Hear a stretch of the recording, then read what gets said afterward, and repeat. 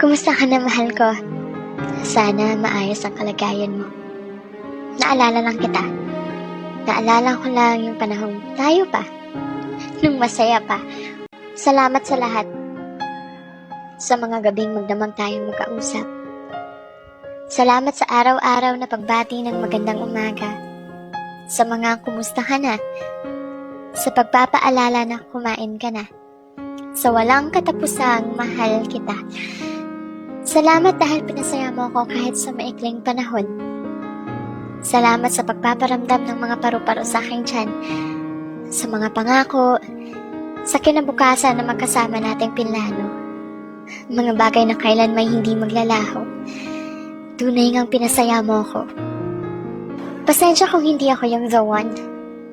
Ayokong ikaiiwan. Ngunit hindi ko na ito magagawa pa.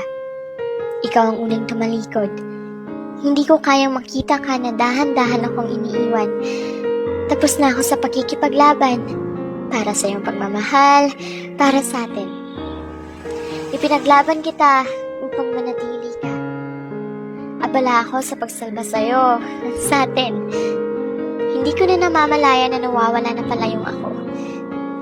Napagtanto ko na hindi ko may pagpapatuloy ang pakikipaglaban para sa isang taong ayaw ipaglaban. Siguro, oras na upang palayain ka. Siguro, oras na para ang sarili ko naman ang aking mahalin. Siguro, oras na para aking tanggapin. Hindi ako ang iyong pangarap. Wala ako sa iyong mga plano sa buhay.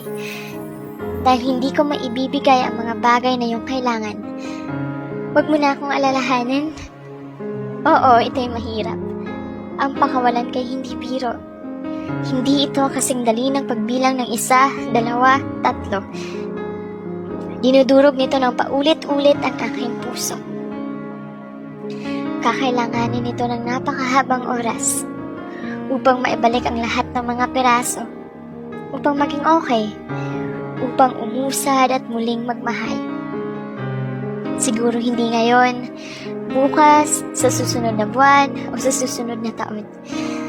Ngunit panigurado, gagawin ko. Pinapalaya na kita, mahal ko.